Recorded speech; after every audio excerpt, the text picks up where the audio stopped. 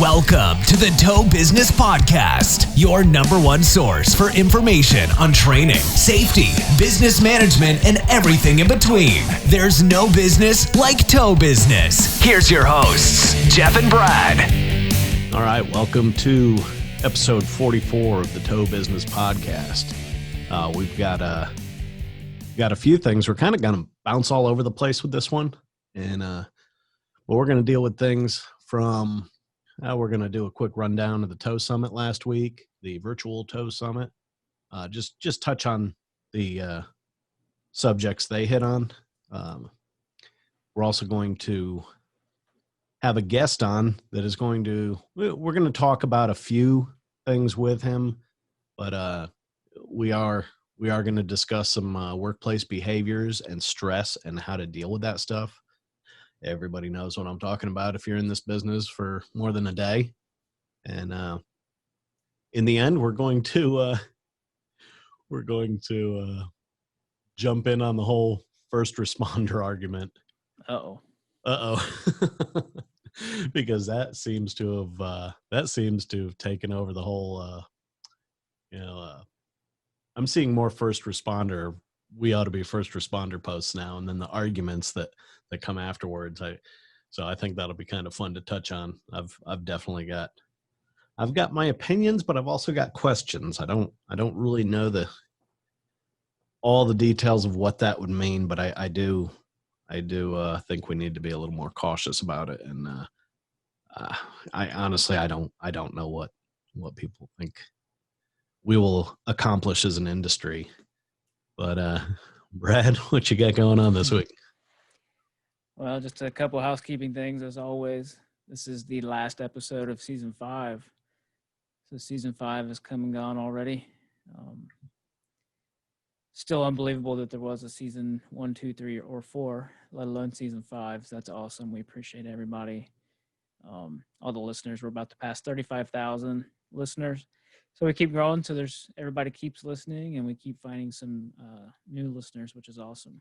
We appreciate everybody's help with that. All the shares, all the comments, all the reviews, all that stuff helps people find us and helps us show up and all that stuff. So we appreciate all of that. With that said, if you have suggestions for next season, let us know. Reach out. We'll do some posts here we'll take a couple weeks off for a break. So we'll do some posts, ask them for some feedback. But I think we'll probably definitely do a question and answer again next season. That was a lot of fun. Kind of an AMA or Ask Me Anything type show. So that would be a lot of fun. But we'll have some cool stuff next season. Today's show is going to be very interesting, I think. It's a little different, non-traditional towing management focus like we have traditionally do. So it should be a lot of fun. Should be some good listening. We hope everybody likes it. Try to think outside the box a little bit. We don't want the show to get stale and talk about motor clubs every episode, or talk about recoveries every episode, whatever. We want to kind of keep it off the wall. So that's what we're going to do here today. Last show, we started a quick little segment on what's going on with the two of us outside of towing. Jeff recently just got back from his first vacation of 2020. So that was his topic last show on what's good with him. So let's jump back into it. What's good with you right now, Jeff? Not only did I actually get out of town for a few days, oh my gosh, went up to Boone, North Carolina, and it was fantastic. The weather did not cooperate really well, but I loved it anyhow. Like I said, first time getting out of town in quite a while, except for a couple trips that we took up to Miller for the show. But I jumped in and bought the TRX trainer you were talking about last time. Nice. I'm liking that thing. I don't have to go to a stinky, dirty gym. There you go. If I got 10 minutes, I could do it for 10 minutes. If I got 30 minutes, I could do it for 30 minutes. So I'm not having to follow a program. So far, I'm liking it quite a bit. And the first few times, if you don't know what we're talking about, you can look it up easy enough. TRX suspension trainer. It took a lot of getting used to right in the beginning, because I just kept feeling like my feet were going to flip out from under me and I'm going to land on my ass. But that did not happen, and I'm a lot more comfortable now. I really don't have much else going on, but I started thinking about on the last show, you asked the guests the question, is there anything you guys see that tells you right off the bat whether a tow company is going to be successful or not? And I've been thinking about it because I think I've figured out my telltale sign. And it's when, and you see it almost daily, guys that are coming online and saying, they're posting a picture of a truck. It might be a nice truck. It might be a pile of shit, but it's their first truck. And they say, hey, I just finally bought my first truck. Where do I go for insurance? How do I contact motor clubs?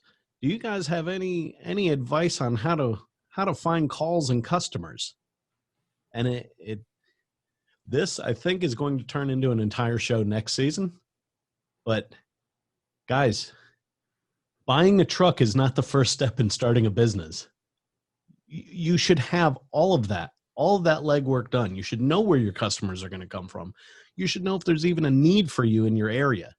And the answers that pop up are just crazy. I mean, 90% of them are negative. Sell it now, get out of the industry now.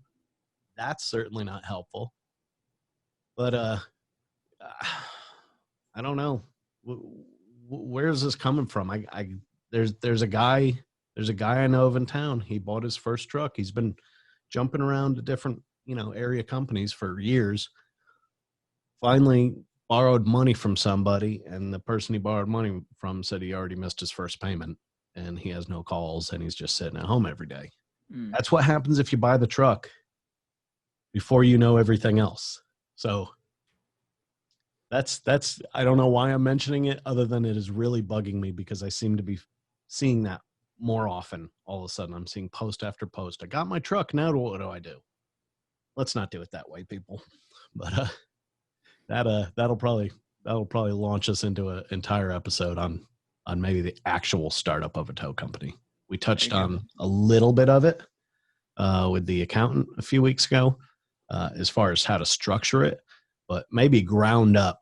Maybe we can kind of build a mock startup company on paper and discuss it on the show. There you go. So you want to own a towing company. Call it that. Yeah. All right. Yeah, that'd be good. What's going on with you? Anything? I have nothing nearly as important or educational or interesting as what you just said. But I recently discovered the newest type of Oreos, the most stuffed Oreo, when they're like an inch thick with cream. Oh my gosh. Why the hell do they still make other Oreos? They should have been making these fat Oreos forever. These are the only ones that I'll eat now. They're so much better. The cream to cookie ratio is finally where it should be. So I know they've been out a little while. I don't know why I just now had them. I'll have to talk to my wife about that. But those little dudes are amazing. So I just brought up some images and they look fantastic. Yeah, I mean, why? What took them so long, really? So they know everybody wants that. Actually, my first tow company owner I went to work for when I moved to Georgia, he actually at one point worked at National Biscuit, which is Nabisco, which was the Oreo plant here in Atlanta. And he said there were 3 ingredients that made that stuffing so good. And he said it was lard, it was sugar, and then an unmarked brown paper bag of something that got dumped into the mix. Nobody was allowed to know what was in that bag, but somebody would walk up and bust open a brown bag of something and dump it in that giant hopper and stir it all together, and it made awesomeness. Now are they doing any of the flavors in that giant Mac Daddy Oreo? Because I'm looking forward to some. I don't know that the big dudes have the flavor profiles yet. I haven't seen that. I think they just go with the regular and the double stuffed, I think. Which double stuffed now seems stupid, really, looking back. Because these things are like quintuple stuffed. And So if anybody from Nabisco is listening, please just stick with the most stuff. That's what everybody wants. Go with the most stuff, and if you want us to do a taste test on the air, go ahead and send us. Yeah, absolutely. Yeah, yeah. Uh, Oreos, bourbon, beer, pizza, whatever you guys want us to taste test, we'll do it. We'll do it. That's it for me. Nothing quite like working out or vacation or running a successful tow company, but that's what's on my mind right now. Oh, good. Real quick, we said we wanted to recap the virtual tow summit real quick. I would like to give credit to Tow Times and the staff that put that on. I can't imagine doing something like that for the first time, and the amount of stress and testing and the bugs that need worked out and just the logistics and behind the scenes. I can't imagine what all went in. So everyone at Tow Times, kudos. It was well done. You made the best out of a bad situation right now where we can't have stuff in person. You found interesting guests and topics and made it affordable and accessible to everyone. So my hat's off to them. You have anything to add on the summit before I move on? I really don't. I pretty much mirror your thoughts on that. It had to be really tough. So, there was a couple bugs to be worked out right in the beginning on day one, but day 2 and day 3 were actually totally different and seemed to go a lot smoother. So, good job on that. The tow show circuit for 2021, all those dates have been announced. I'm pretty sure I've seen the dates for Florida. I've seen Towman post all their dates. So there is a little bit of light at the end of the tunnel here. We'll get through this COVID fiasco and get through winter. There's some tow shows lined up, so hopefully those stay. And we'll see everybody in Florida in April, hopefully. Hopefully. I saw an article real quick out in Wyoming. They had their deputies dressed up like construction workers. Did you see this? Shooting radar and ticketing people for not moving over. And I did not that, but a Metro Atlanta County did this about 6 months ago. Yeah. So kudos to them. It's something. It's not the answer. It's not going to fix everything, but it's something. They're trying at least. It raised, it raised some awareness in that area. And every little bit helps until we figure out a way to fix this whole thing. Every little bit helps. So we appreciate that as an industry. Yeah. Anything, whenever there's I don't know what to call it other than a gimmick to try and catch people like that, dressing them up as construction workers and all that, that typically gets talked a lot about on the news. So hopefully a lot of awareness to these problems comes out of that story. Hopefully they show it quite a bit and do a nice news story on it. Absolutely. Not a whole lot going on in the industry right now. No tow shows, no nothing. COVID's still here.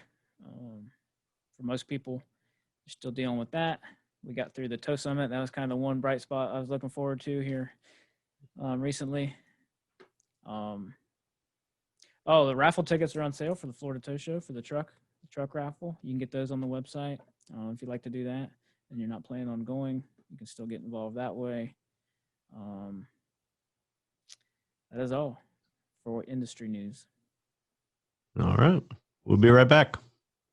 All right. We're back. And as we mentioned earlier, we've got a guest on here. We are going to deal with some of our workplace behaviors that really maybe we should all try and change. Those of us that are doing it, we've all got behaviors that could probably use some changing, but also workplace stress.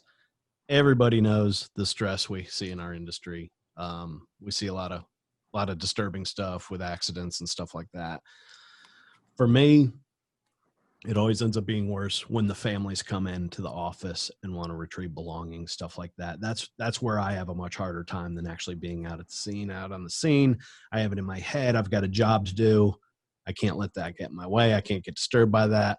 If I have to decompress later, I'll do it. But these are all like things I've learned to do to cope over the years. But we've got a lot of new guys coming into the industry that may not know how to do that, haven't experienced some of these things yet. So we've got a guest on, Chad Jones, and I'm going to let him introduce himself really quick and let everybody know why he's qualified to speak on the subject. Chad? Hey, well, thanks so much for the invite, Jeff and Brad. I appreciate this. This is exciting, and always love to share any knowledge that we have on any of the subjects, especially when you talk about behavior and things that go into a culture, someone's climate, their work climate, things like this, looking at staff development, those kinds of things. So I have a psychology background. Started my days working or getting my degree through the University of Georgia. Go Dogs. I have to say that, that's part of the requirement there, Jeff. Got to say go Dogs every time. So then I decided to move out west, got my master's degree, and started working typical road of counseling, therapy, doing those kinds of things, and really, honestly, just got bored with it. Got bored with it pretty quick and realized that I had a niche of working in really the high-risk fields, people that are high-profile situations, the folks that no one else really wanted to work with because their behaviors were so high and they were getting incarcerated a lot or in and out of hospitalizations a lot. Those were who I wanted to work with. Kind of got really attached to that group. So I taught. So Jeff and Brad, just let you know, I taught college for a while, taught psychology and some other related courses, developmental and abnormal psychology, and then started working in that high-risk field. Been doing it. I've been doing that now for 17 and a half years, man. I'm feeling every minute of it right now. So 17 and a half years, it flies by, but when you go through day by day, it's a long time to be doing this, but it's been a joy, it's been a reward. Right now I oversee 31 different programs that are all different high-risk needs. So housing, employment, coming out of jail, these kinds of things. So very, that kind of work. Have a great team. Got a lot of staff, great team that are working throughout. We have a few programs that are statewide in the state of Georgia. Most of our work is metro area. We're in 5-6 counties of metro. But that's what we've been doing. It's a great team. Love doing it. But I guess to say qualified, I don't know if I'm qualified or not, but to use your word, I hope all that does qualify me in a little bit. All right. That sounds good. We're gonna keep the questions pretty tight as far as, we've got some just main questions we want to hit on because obviously time is limited on a show like this. But one of the things I wanted to get into is this macho get her done attitude. Okay. We've got this thing in our industry where people are almost act proud of doing unsafe things.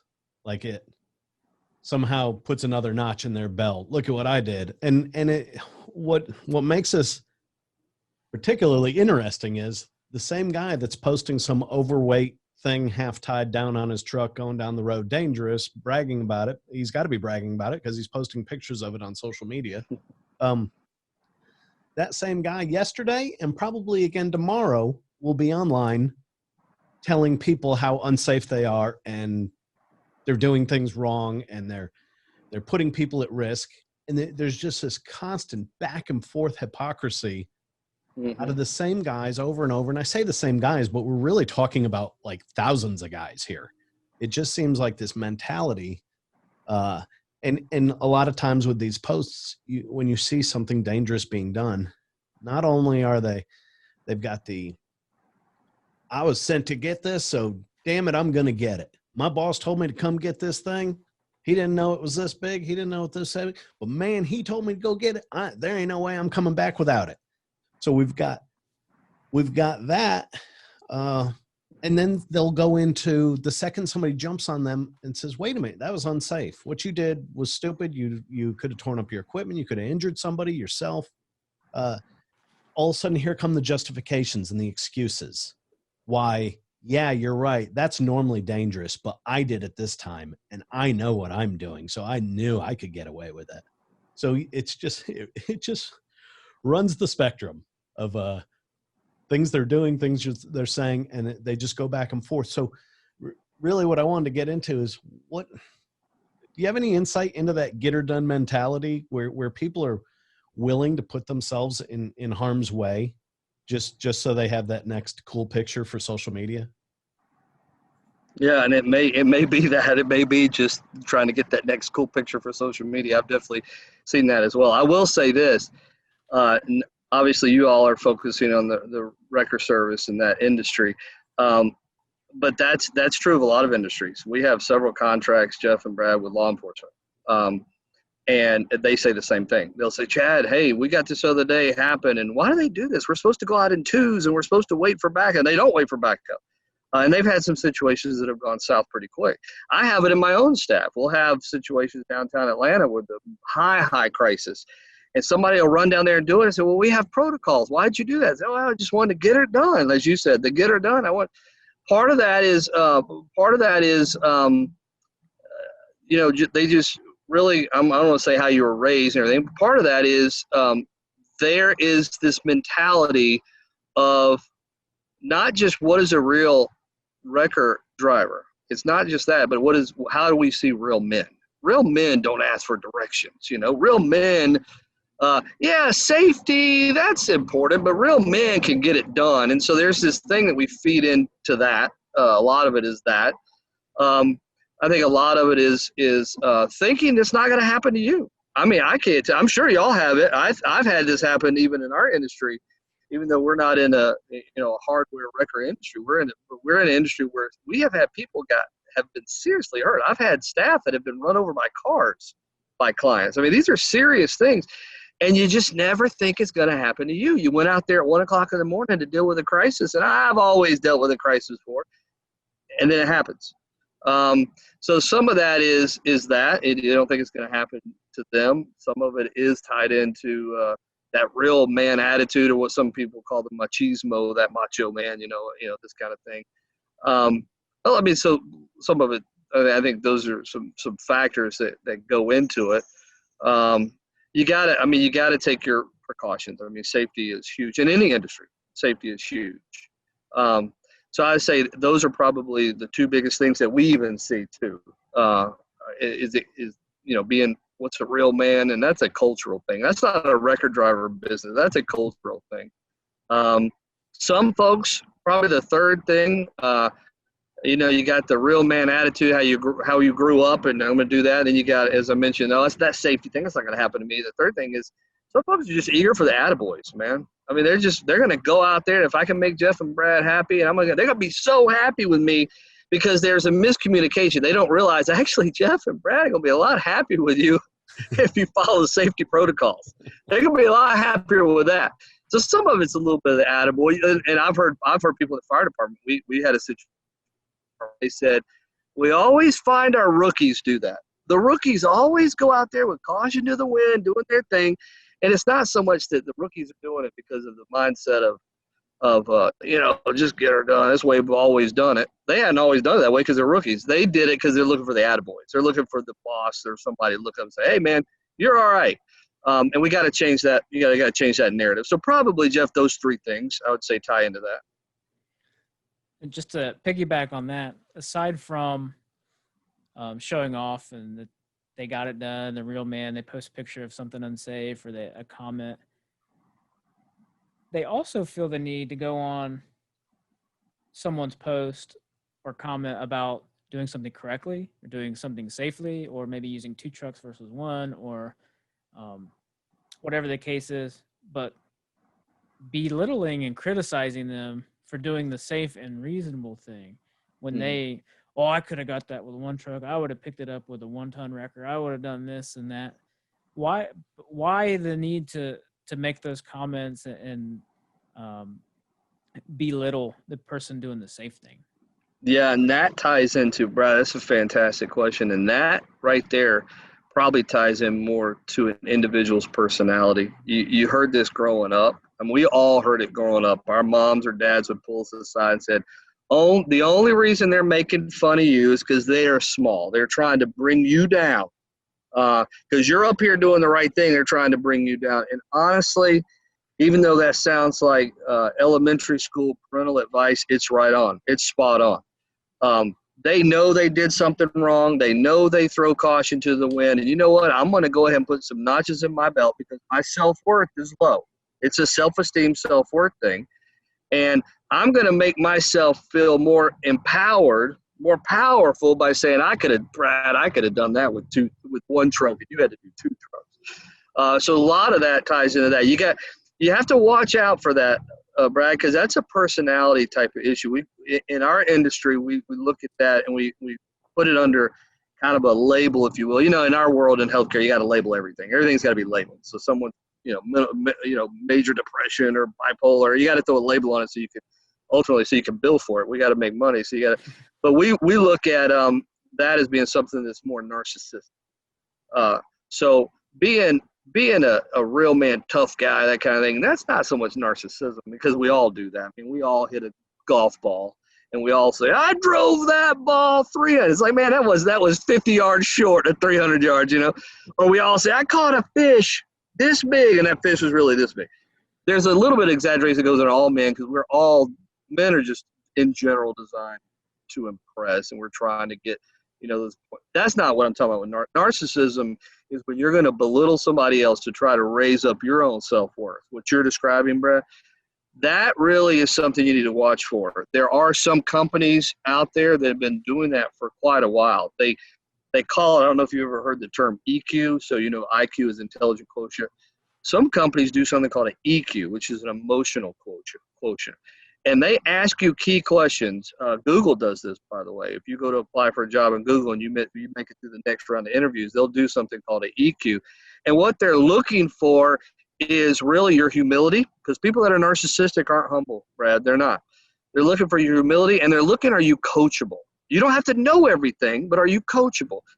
Folks that are on that narcissistic side of doing that, those are the ones that are very, very hard to coach. To come back and say, hey, look, that was a wrong post. You shouldn't have posted that, because they did it right with 2. They're going to walk out and go, he doesn't know anything.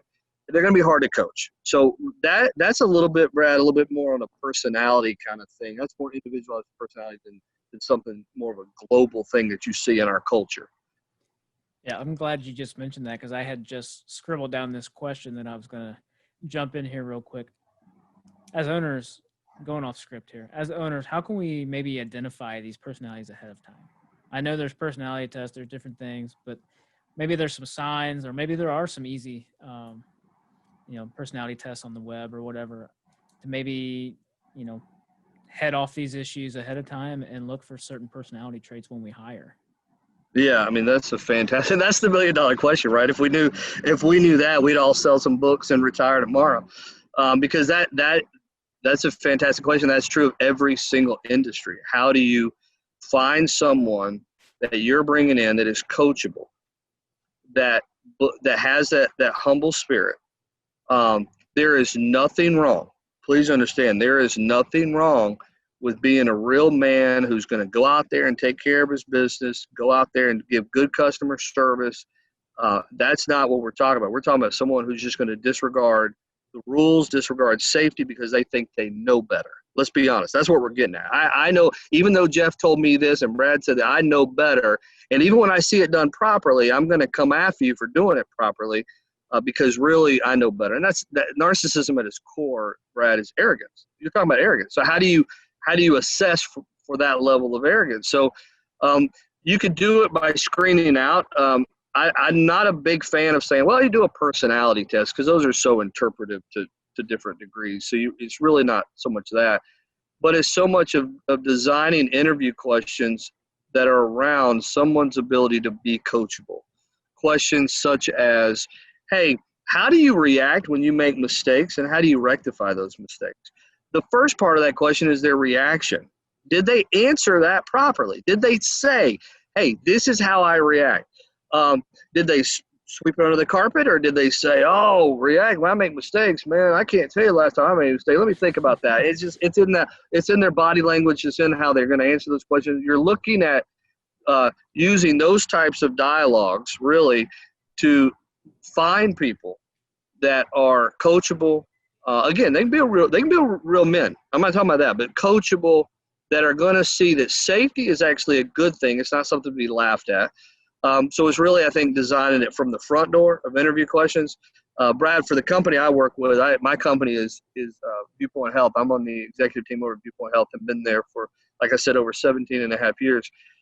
We got rid of the whole concept of human resources because we moved into this. We moved into everything we're talking about. So we wouldn't even call it HR anymore. We call it talent management. And we started going out there having individuals search talent based on not what have you done in your skill set, but how coachable you are, how much of a team player are you? So we don't want anybody. Have you ever said that? Have you ever heard this? I didn't sign up for this. That's not my job description. You can't join Viewpoint Health if you've said those phrases before. So we hit you at the front door asking those key questions and having that discussion. Our interview is more of a discussion and looking for coachable, looking for team player, looking for those kind of things. So, Brad, that's a great question, but that's a little bit of advice in the short period of time that we have that I could probably give on that one. So I didn't even think about the whole attaboy thing, but I think that probably makes more sense than the two other things I mentioned. You see it every time you watch like cops on TV. Whenever there's like a big foot chase and guy jumps up, they get him handcuffed, and the cop jumps up and he's got blood running down his arm because he slid down the driveway after he catches the guy. All the cops around him are patting him on the back. Oh yeah.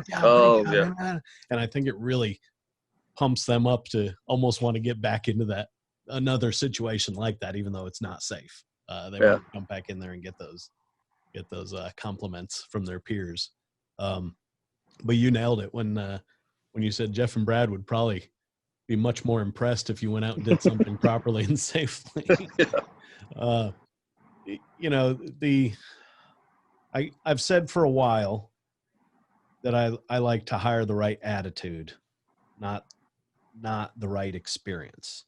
Okay. I almost prefer people coming to us that are completely green. And I have a million people that disagree with me on this. I like people coming into the industry. I can teach them what we need to be done here. I don't care what was done at the last tow truck company you worked at. I don't even want you to work at have a previous job at a tow truck company. But I think what we run into in this industry a lot is we stay short-staffed. We have such a problem finding people. Nobody's getting out of college with dreams of being a wrecker operator. We don't have really any large pools of people to pull from to try and bring into this industry where we really have to deal with what seeks us out at a point. And so I try talking to people. I have a conversation. I don't have an actual interview. I don't have a set of questions. I try to talk to them and get an idea of what their attitude is and how they think about things. Because like you said, when they come in and they think they know better than you, it doesn't, in the end, and I may be saying this wrong, but in the end, it doesn't matter if Brad and I were right or wrong. We own the company. We make the rules. And we may not be right every time, but I guarantee both of us, the first thing we're worried about is it safe? Is what we're asking this person to do safe? We have a lot of risks we can't avoid in this industry, working along the side of the roadway, stuff like that. We can't help that, but there are certain steps we can take to lessen those risks. And you run into a lot of guys that they honestly just think they know better, but it doesn't matter if you know better. Our first priority is you being safe, you coming home at night, you being successful in this job. So what is it with those guys that they just want to pound their chest and they'll never do it to you. They'll never say it to you, but they'll walk down into the shop with 3 other workers down there and go off about how stupid I am and how smart they are. So they just do things the way they want. Are they doing that to try and show off also? I think you're right. I think that's a show off thing. And part of that, a lot of this discussion is not just privy to the wrecker industry. No. That mentality of management is here. And for those that aren't on video yet, I'm raising my hand up a little bit. So management is here, and then here's your line staff. Here's your workers here. Workers always look at management as some ivory tower, and he doesn't know. That's just any industry. Bridging the gap between that is the key. having the liaison and having that open communication between management and your line staff is the key there. And addressing that. I think you address that. I mean, I think, and Jeff, to your point, I've done that before. I've even told people as we're talking and I'm trying to help them understand, I'll say, okay, well, do you understand now? Do you understand what we're talking about? They'll say, yeah. And I'll say, okay, now that you understand, that means you're on my team. If you understand what I'm saying, you're on my team. So don't walk down the hall and try to be on somebody else's team. We're together now. And that's true. That's true of any industry. I think some of that is showing off. I think some of that is, and they may be disgruntled in a little bit, but then they're to flip the other side of that, Jeff. There may be a disgruntled person who truly believes that they have a valid point, but because you are the owner and you are the boss, I'm going to show respect and I'm not going to say it directly to you, so I'll just go mouth off to somebody else.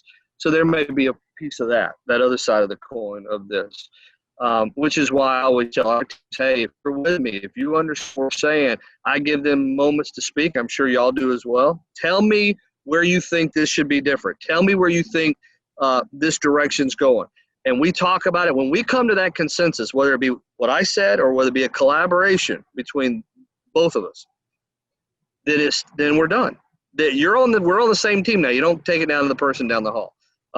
So I think it's probably a little bit of those factors that you see, Jeff. And honestly, you brought up something earlier that I'll address with that talking to other people. You said, and they'll go and I mentioned, I said, they think they just know better, that kind of thing. And you address it with them. They keep talking like this.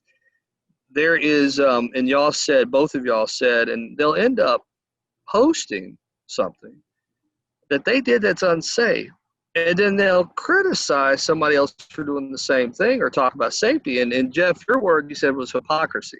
You said there's a hypocrisy coming out. In our industry, we refer to that as a self-serving bias. Same concept, but we just call it's just referred to as a self-serving bias that I can't look at myself and say, okay, I need to learn from this. That concept of looking inward and learning is called introspection. To look inward and reflect, or Brad used the word process. Introspection, that's all it means, is to internally process something. They can't do that. So they just give this self-serving bias that looks like hypocrisy, saying, wait a minute, you just did the same thing and now you're criticizing somebody else. Those kinds of things, Brad, those are front door kind of things. When you were interviewing somebody, I like, Jeff, how you said we do a discussion too. It's not just interview question. When you're having that discussion, you want to have a discussion that's geared toward somebody not only being coachable, somebody not only being a team player, but look at those self-serving bias. Look at those things that we're calling hypocrisy and just address it right out. Hey, have you ever had a situation before where you did something, you saw the same person do it? How'd you react? What was that? Did you go, oh my God, I did that the other day? Or did you go, oh, they should be doing that? Have that discussion. I think that can, on the front end, as you're bringing somebody into your industry, will show you who's more coachable and team player. Well, on the topic of personalities, this is a dangerous. It's outdoor. We're in the climates, hot, cold, all that. So it's hard work. It's long hours. Some people make good livings in this industry, but as an industry standard, it's not, a huge paying profession.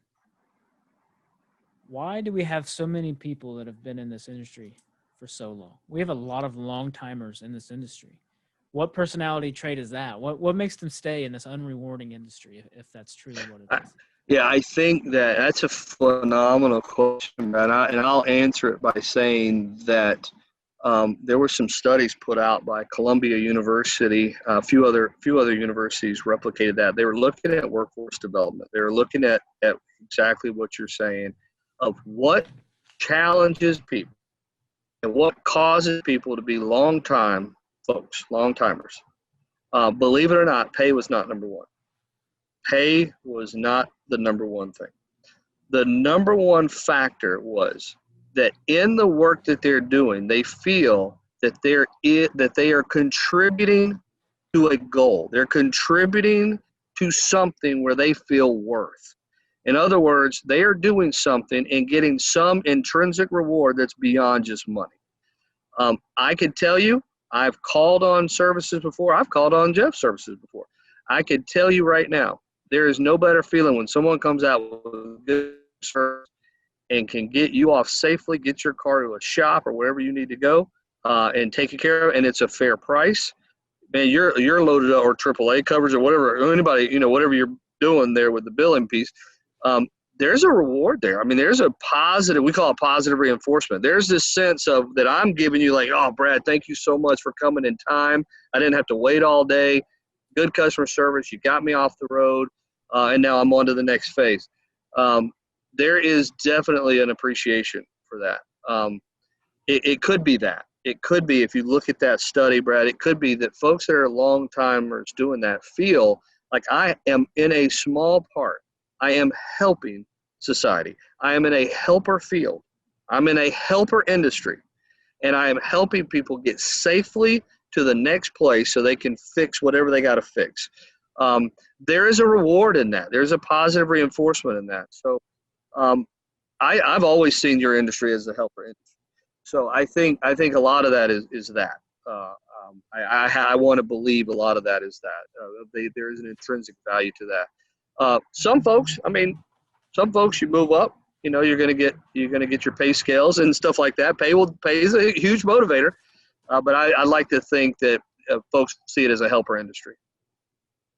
All right. That is I always say that to people. We get criticized a lot. A lot of people think towers are opportunistic people, and we're just waiting for someone to get in a bad situation so we can take advantage of them and we see that a lot. And unfortunately it's kind of it's not unfounded. I mean, it occurs in our industry. It occurs in every industry. But the first thing I go to when I see a comment like that or a bad review on a towing company or something, I go straight to, in my own head, I'm like, we're just here to help people. Right. The overwhelming majority of us, and I think now that you've said that, a lot of the long-term people are probably like me. You just truly like to help people. I mean, that's how you can have so many problems throughout your day that you can kind of figure out how to fix yourself. But your car being broke down in the middle of the roadway, that ain't one of them. No, you gotta call for help. You gotta call for help, So yeah, overall, we do just really, really enjoy helping people. And I guess that does fill a need for us, I guess emotionally, we like to be that person, Right. The big question we should talk about today is how to cope with workplace stress. And I'm not talking about, oh my God, today was so busy, I'm losing my mind trying to get everything done. I'm not talking about that. Anybody who's been in this industry more than a day has seen some awful stuff. All right. Car accidents. We're out at them all the time. I mentioned earlier the fact I can get into the zone and focus on the work that needs to be done out at these horrific wrecks. What I find more difficult is when I'm sitting at the front desk or, somebody comes walking in, and if you recently worked one of these wrecks, you can almost see it on the customer's face walking past your front window. You almost know who this is about to walk in your door, and you're waiting for it. They're going to come in, and just dealt with one of these 2 days ago, and it ended up being like a friend of a friend that was in this accident, and they come in and they're like, yeah, our daughter was in, or our son, it's tough when they start talking about it. And man, it never fails. They go into more detail about what they're going through and what happened than you really want to get into. But just being a decent person, you want to show some empathy and try to show them that you understand, not really understand, but you get what they're going through and why they're going through it. And it's those conversations in the office can get pretty rough sometimes.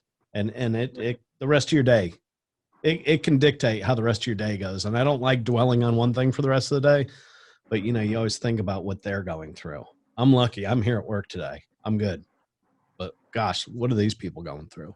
So that's the two main things I want to discuss. I mean, are there any things people can do to cope with these things themselves? And then after that, we'll get into, is counseling a good option if Right. you're trying yourself isn't working and you're still struggling with some of these situations.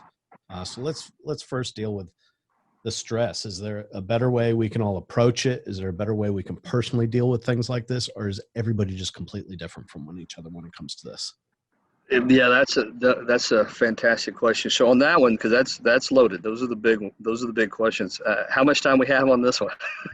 Just let it run. Because we got to jump in and answer this one. So, Jeff, you had two big questions there, but you had about 5 total because we've got a few little ones in there that we need to address. It happens to everyone. I think you had a very good question. Well, is everybody different? Everybody's brain is pretty much the same when it relates to what you're really calling when you say a stressful situation, when you're out in an accident to that level and people are coming into your office, you're talking about trauma. So we all take in trauma. Now there is a method called sensation perception. We perceive trauma sometimes is different per individual. We all sense it. It's there. So I could see the same thing on that wreck, Jeff, that you see, but how we perceive it may be a little bit different. We as men, I don't know if you remember the comment I made earlier, the first question. I said it's not just like how do we work? How do men work in real men work in the record industry? It's just real men in general. We as men are raised coming up of boys don't cry. Hey, toughen up. Look at it. Let's go. Move on. That has changed over the years. That has slowly changed, but they noticed it. The first true industry to notice trauma and the effects of trauma and that they were doing it wrong was the military. The military, they would see traumatic things on the foreign field and tell them, you're guys, you're supposed to see this. This is your duty. Just deal with it, toughen up. They realized pretty quickly after looking at a lot of studies of how the brain, basically houses and correlates to trauma, that it could affect you. I mean, it could affect you a lot. And the trauma center of your brain that sees these things and takes these things in, you got to know too, they're connected right next to something called the limbic system. The limbic system in your brain is what gives you emotion and feeling. So they're right next to each other. So if you see it and you sense it, you're like, oh my God, this is really bad. It's connected right next to a feeling. They realized early on in the 60s and 70s that trauma may affect behavior more than we realize. To this day, we have a contract, by the way, with Veterans Administration. We have a pretty large contract. A lot of work with the vets. Almost all the work we do with the vets is related to trauma and suicidality. They have some of the highest suicide rates in the nation are vets. Because of the trauma that they experience. So that was the first part of your question is we all see it, we all perceive it differently, but as men, we're kind of told, just deal with it. Just boys don't cry, just go with it. And that's not necessarily true. Everybody's going to perceive that differently. When they come into the office, to your second part of that, when you come to the office, is there counseling? Is there anything we can do? The best thing to do is when an individual comes in to your industry, similar as going into a bar and talking to a bartender, the individual knows you guys aren't licensed therapists. You didn't sign up to be licensed therapists, just like a bartender didn't sign up to be a licensed therapist. They're truly wanting just to vent. They're truly wanting to talk. So to say, I hear you, to say I'm listening, to say I couldn't imagine. If you came in, Jeff, to my office and you're picking up belongings and say, hey, I couldn't imagine what you're dealing with right now. To say it where it's real empathy and really like, I don't even know what to say. Those words have power. because they're going basically you're doing more what we call structured listening, reactive listening. That I'm hearing what you're saying, and I couldn't imagine what you're going through. To say things like, "I'm so sorry that you're going through that." They're not expecting you to be licensed therapists, but be able to do something called active listening, where you're kind of just in the conversation, not like oh hey, oh yeah, I'll be right with you, and moving around like that. That could mean the world to them. That could absolutely mean the world to them. If it continues, there is nothing wrong. There is not one thing wrong with telling somebody, hey, I think you might want to go talk to someone. I think you need to. Most people in our state have insurance. We do have a few populations of folks that are uninsured, but most people have insurance. Just tell them, hey, call your insurance hotline. Call your insurance hotline and see if you can talk to somebody. There is nothing wrong with suggesting that. It actually could mean the world to them, because either they have not thought about it, or they may think themselves, Jeff, I don't really want to do that because, that means I'm weak.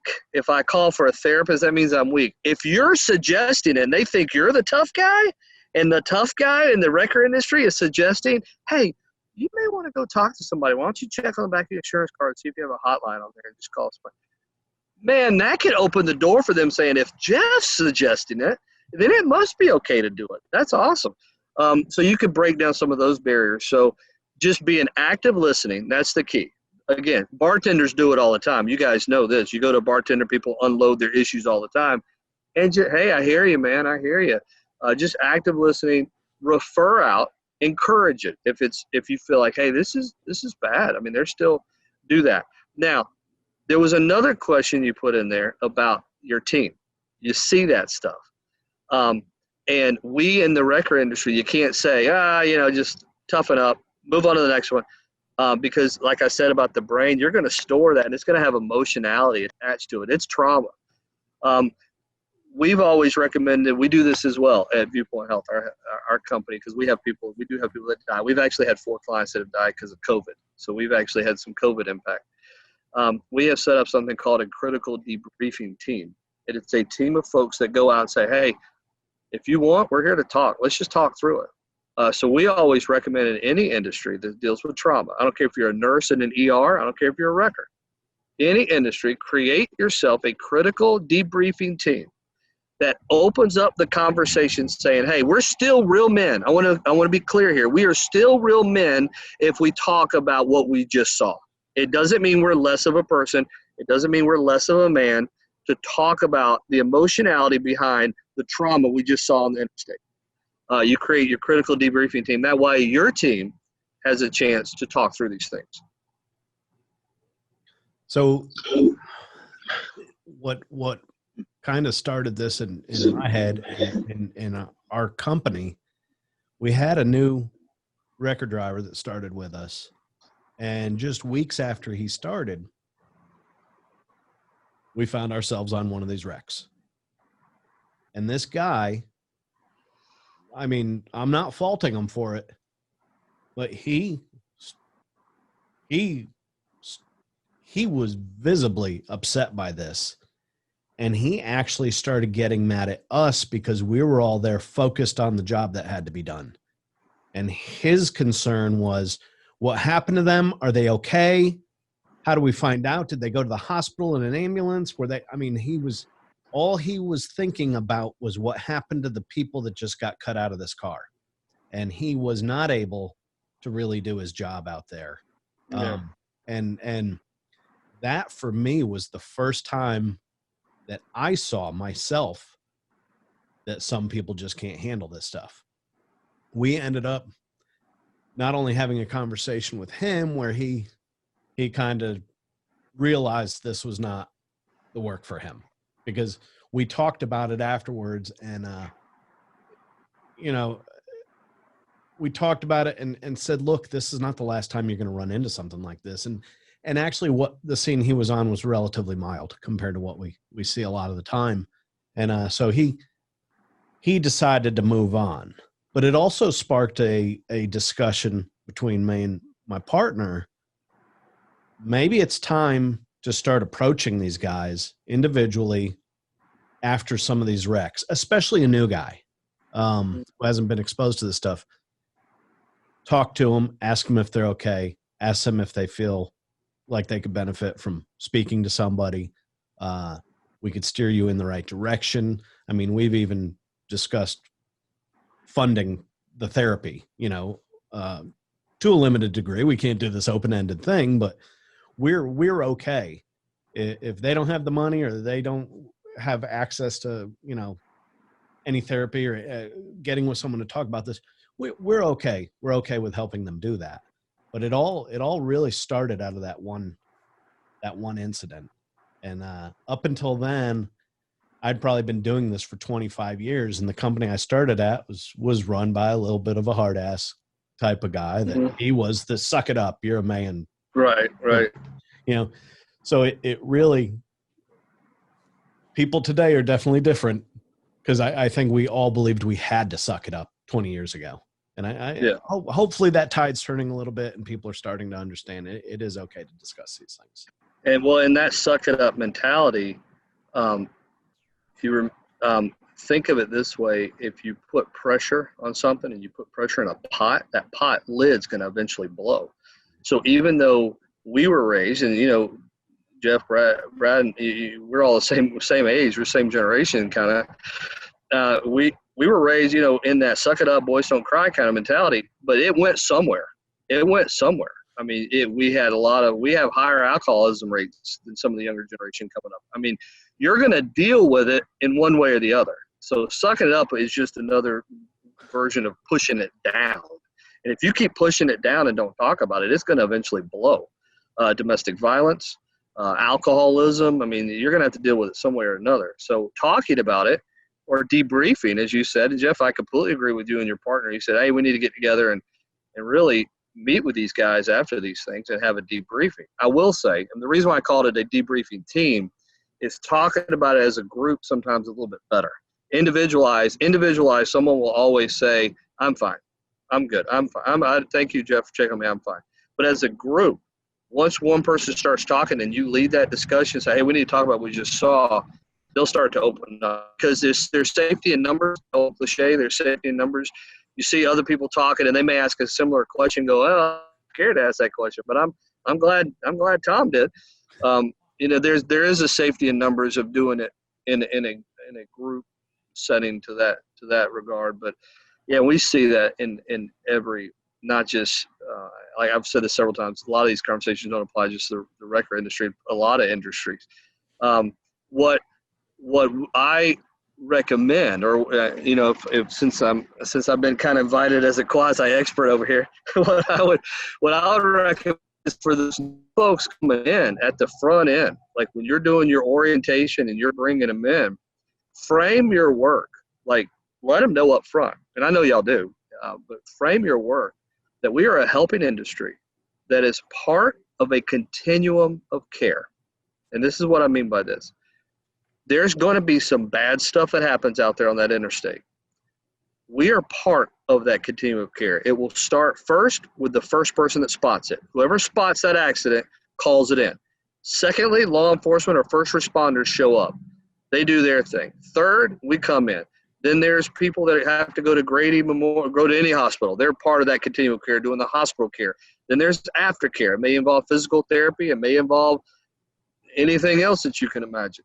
But you guys, your industry is part of that continuum of care. So even though it's really, really nice that he was asking, the young man was asking, are they okay? Are they going to, do we need to do that? I mean, where are they going now? That's not part of the link in the chain. The link in the chain is we're part of continuum of care. There are qualified people that are dealing with that right now. And there's qualified people that are going to come after them to deal with the aftercare. We are this part of the continuum. We have to do this part of the continuum. I think, and I've always seen, like I said, you guys as a helping industry, I think phrasing it that way of helping the new people realize you're going to see the stuff. It's going to create trauma. We're here for you. We're going to debrief as a team. We're here for you. But realize your place in this is a continuum of care. There's a lot of people that are going to be involved in this, and we're part of that continuum. Kind of along the same lines, maybe our employees are dealing with some things, and maybe it's not because of what they're seeing in the line of their work. Maybe it's relationships or children or housing, whatever the situation might be. If we, one, what are some signs we can look for, erratic behavior, those kinds of things to, maybe signal us that they need some help. But also, how do we approach that conversation with our employees? Like, hey, there's something going on with you. We want to do this the right way. We should, we think you should talk to someone, a professional or a group or whatever. How do we approach those conversations? Yeah, that's a fantastic question, Brad. So outside of, and really what you're taking on is part two of Jeff's question is, okay, Jeff's talking about stuff that we see, that we know, okay, that was a wreck. You saw it. That's going to create some trauma. But what if there's stuff out there, Brad, as you said, that you don't see? What if there's stuff at the house going on? What if there's stuff that are financial stresses? What if there's, some goal-oriented stuff that's just not happening for them, what have you? There you will see typically in men, as much as we think as men, that, oh, we hold it all in. We don't shoot off at the mouth like ladies do. Let me be honest with that. I hope there's not a lot of ladies listening. I'm just kidding. We don't do the mouthing off a lot. I mean, men don't get into women hold the industry standard in the card on gossip is what I'm getting at. They got that. That's their thing. So no, we don't talk as much, but oh my God, we do a lot of talking with body language. We do a lot of talking with some nonverbal cues that go on. So yes, if you see erratic behavior where you see, especially something that's consistent, saying, oh my God, he's never come in this late before, and he keeps coming in late. You see behavior of, especially tax time and when, things are, and you see just odd behavior that you normally wouldn't see. And you say, well, Johnny's never talked like that before or acted like that before. So you are definitely looking for that. You're looking for any isolation. So you're looking, if there's a guy that was really what we call an extrovert, if he was out there, hey, let's go to lunch. And all of a sudden, he don't go to lunch with anybody anymore. He's kind of isolating, that kind of thing. If you see him on his cell phone a lot, men don't do a lot of the gossip, but hell, man, they'll get on that phone and do that. They'll do that. They Facebook sometimes just as much as anybody else. So if they're on that or doing some social media type stuff, they may be conversing with social media friends that aren't real. They're not real live friends. Especially for the younger crowd, Brad. Obviously, if we're talking about a little bit younger generation doing those kinds of things. So, when you see anything that's out of the ordinary, the erratic behavior, some isolation, no, I don't want to do that anymore, that kind of thing. You see the complaining under the breath, especially for someone that's really always been a team player and now they're starting to complain a little bit, that kind of thing. Those are signs you're kind of looking for. Those are any changes of behavior. Men, like I said, men aren't going to gossip. They ain't going to come straight out and say, hey, let me tell you what my wife did the other day. I mean, you're going to see more of these nonverbal things. In terms of how you address it, the best thing to do, a lot of people do this, and I'm not a fan of it, Brad. A lot of industries and a lot of companies will have that one person. They'll have their liaison. They're kind of like their team lead liaison that goes out and let's talk to people. They do it in law enforcement a lot. They'll have somebody with internal affairs. They'll have that one person that's kind of like the cop counselor. And when you see them coming, every time they see them coming, they go, oh God, here comes Bill again. That's like, I'm not a real big fan of having the one person to talk to them because they start to pair that person up with the conversation before it even happens. They go, oh my God, they're here to talk about my stuff. So, Brad, what we recommend is whoever's closest to them. Everybody in your office, everybody in your industry has the one guy that's close to the one guy. They're kind of the buddy system. They're kind of buddy up. You pull the buddy aside. So, Brad, you take the guy that's closest to the guy you're worried about and say, hey, look, I need you to do something here. I've noticed ABC. Y'all go out to lunch or grab some coffee or anything, just talk. Let's just talk, see what we got going on. See if there's anything going on that we can offer support. If he wants to be private, he wants to be private. But if the work product is suffering, then it does become your business if the work product is suffering. So I think doing the buddy system, kind of pairing it up and having them talk, well, we call that, just so you know, Brad, in our industry, we call that peer support, because you have two peers and they're supporting each other. They're doing peer support. That seems to be a lot more effective at a peer-to-peer level than management coming in, or somebody that's the designated, the designated in-office counselor, and they go, oh, God, here comes Chad again. Yeah. So just more of a peer support model. I like that. I like that. Makes perfect sense. Yeah, that's good. It's good information. Mental health is a huge, it's a buzzword right now, but there's good reason for that, because it is important. Yeah. And it has, to a large degree, been neglected and kind of pushed aside for far too long. And it knows no boundaries: men, women, towing industry, Wall Street, whatever. Mm-hmm. So that this is great information. I'm sure this is not a topic that a lot of people saw us addressing, and I think it's cool that Jeff, suggested this. So, lost what I was going to say there. God, I'm glad I can edit. Get back into this. Are we about done with that? I mean, we've addressed that for the most part, right? I had one lighthearted question at the end, unless you've got something else. That's all I got. All right. Let me start again. All right. Well, that definitely sounds like information we could all use. That last idea about the peer support, that sounds great. And it partially because that might take some of the burden off of me myself, right? That's right. There was I know you got towed recently. I want to lighten it up. We're going to end this little session here with a lighthearted question, just because I'm curious. You broke down coming back from vacation recently. Yes. You were in the middle of nowhere, as far as like you weren't anywhere near home. That's right. We weren't anywhere near home. No. And you had to call a tow truck. Right. What was your experience? It was fantastic. It was, as I said, I've always seen it as a helper industry. They had a really, what really helped me, what I liked, Jeff, and I'm sure y'all do the same thing. It was on an app. And so they would, text. His app was the insurance people. They would text, hey, we're so far out. Got there, great experience. We were down outside Savannah. Obviously, if we were close to home, then it would have been your job.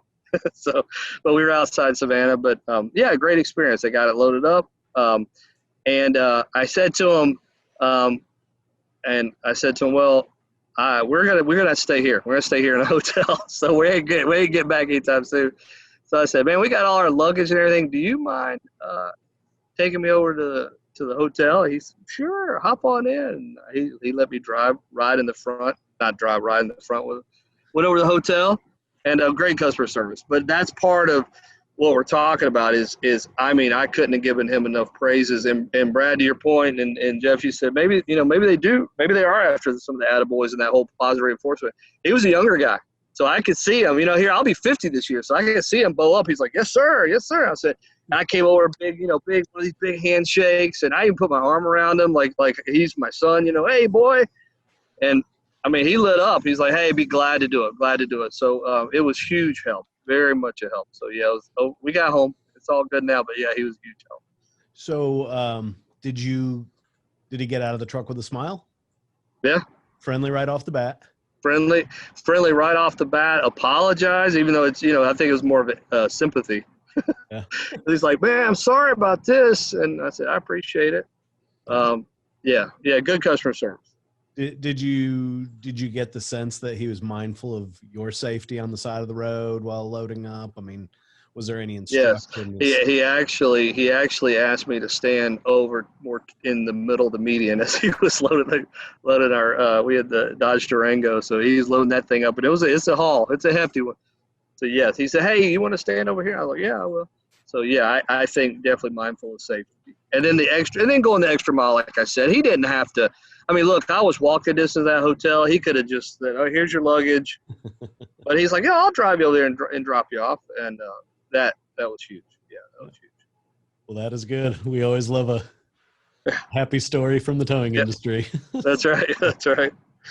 But anyhow, I really appreciate you coming on here. I know it was I do it with all our guests usually very short notice. I say I'm going to ask somebody, and I think I actually threw out the first notice through Jeffrey that we had this idea probably a month ago.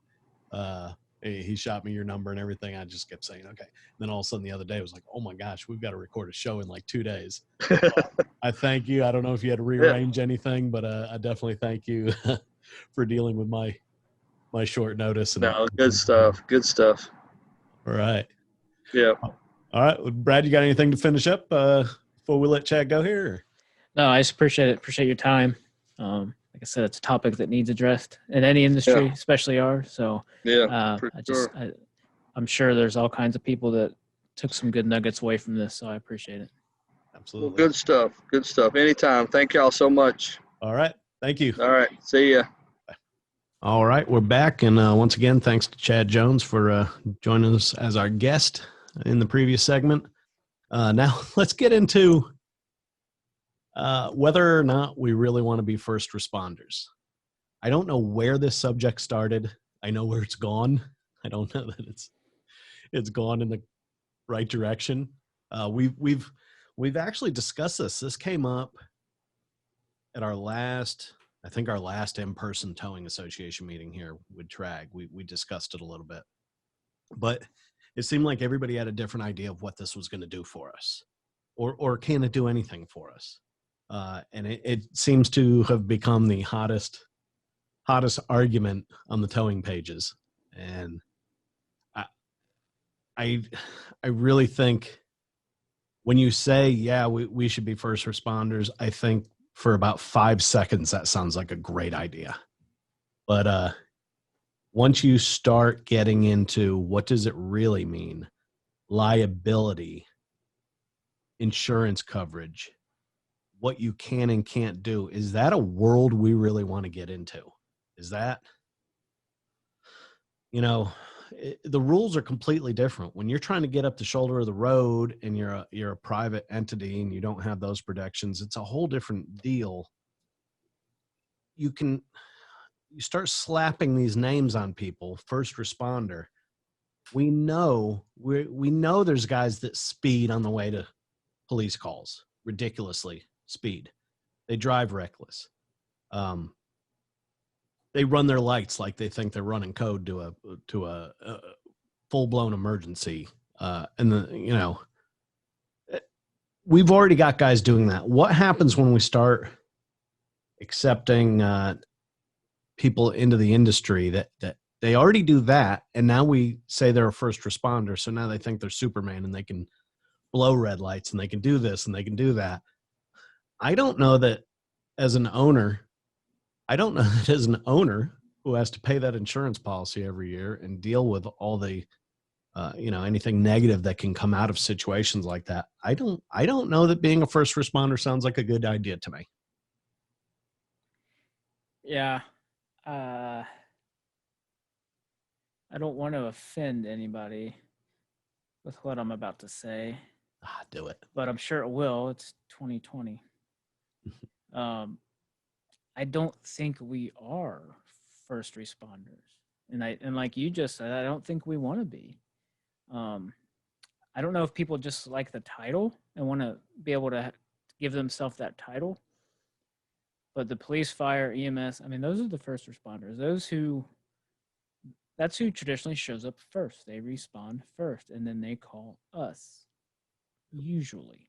I know there's cases otherwise, but they should have the privileges that go along with it. Now, I think there's some room there that we should have some additional, I don't know if privileges is the right word, but some allowances to be able to do certain things. Now, like you just said, I don't think we should be able to run blues and blow through red lights and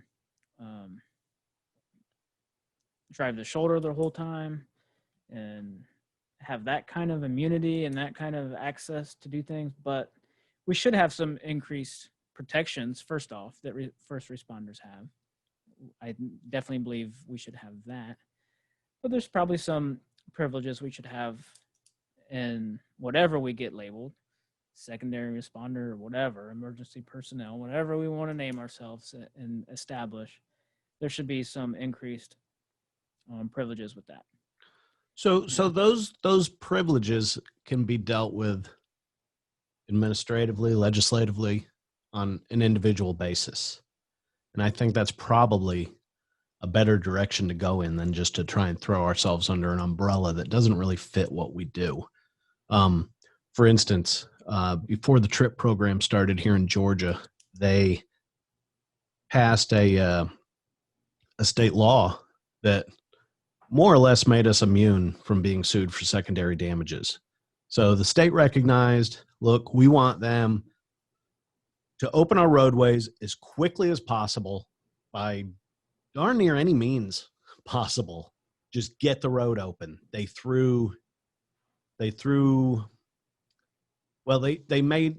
said, okay, with our open roads policy, the motoring public has more of a right to use that roadway freely than that trucking company has to shop around for the cheapest recovery company to come out and do it and sit there in the middle of the road offloading product because the state said no more. This is ridiculous. That's what you have insurance for. You shouldn't have the wreck. We shouldn't suffer indefinitely because you had an accident, whether it was your fault or not. So now we can. Our job is to get the road open, and if a trailer happens to break in half or some load gets damaged, we are no longer responsible for that, where we always ran that risk in the past, but no more now. DOT comes out. As long as we're under direction of fire, PD, or DOT, we can open that roadway as quick as possible the way we see best. We can't just do stupid stuff, and if we're not under the direction of one of those three, fire, PD, or hero, we don't have that same protection. But during emergency response, yeah, I think we should have certain protections, but I don't. The only thing really that I've heard as far as that would be good to be a first responder is I'm told that in some states, if your employee gets struck and injured or killed, I'm told that in certain states, if he's a first responder, the fines, penalties, the jail time is pretty much double of what it is for just a regular guy, regular Joe Toe on the shoulder. So it would be really nice to see some of these penalties become a lot more stiff for situations like that. But that, honestly, that is the only thing I've heard that makes me think it would be a positive. But again, we can just, if you get involved with your state association, the state association could probably get something like that done. Maybe any roadside worker. Instead of saying first responder, the penalties are bad if you had lights on and you're working on the side of the road. I think that's how it should be. The DOT workers, construction workers, they're basically doing the same, in the grand scheme of things, the same thing we are. They're helping to get the road open. They're helping fix the road, whatever. They're working on the side of the road. They have it marked. They have lights. I think we probably fall in the same category as them.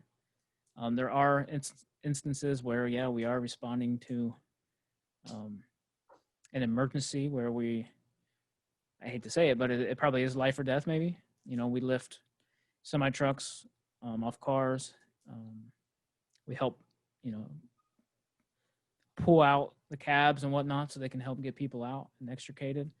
So those situations, they do happen, and I think that's what complicates the whole thing, is there are situations like that where it is life and death, and we do need to run the shoulder. We do need to get through those traffic lights and those kinds of things. So again, I don't have an answer. If you came here for a good answer, you came to the wrong place. We just talk. We rarely have answers. Yeah, it's so complicated that we just need protection. I just want my guys protected. Other than that, privileges I can live without because they're rarely needed.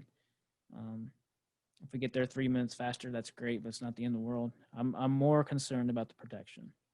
Like we mentioned, this is the last show for this season, and we call them seasons. It's just how we in our heads keep track of what we're doing and the subjects we're dealing with. Obviously, 7 shows every other week, and then we take about a month break and jump back into it.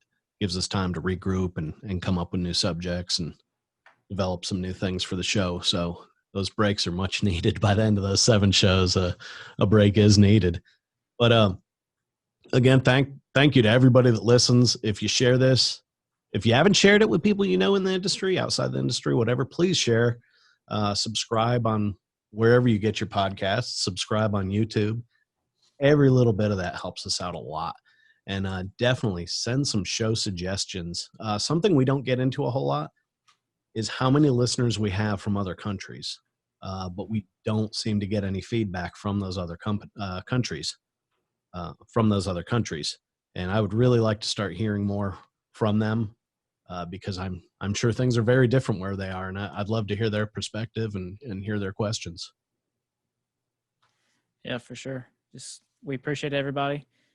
We would love to be able to do this multiple times a week, let alone, not have to take season breaks. So if anybody out there wants to pony up a bunch of money to hire us a producer to edit and plan and record all the episodes, that would be great, and we will do that for you. But until then, we'll need breaks. But we appreciate our sponsors, Tracker, Miller, Auto Data Direct. We appreciate all the listeners, and we will see you next time. All right, thank you. You've been listening to the Tow Business Podcast. If you enjoyed this episode, please give it 5 stars and go back to listen to previous episodes. Also, make sure you subscribe to the podcast and like us on social media. If you have a suggestion or question for the show, please email us at info@towbusinesspodcast.com or send us a message on social media. And remember, there's no business like tow business.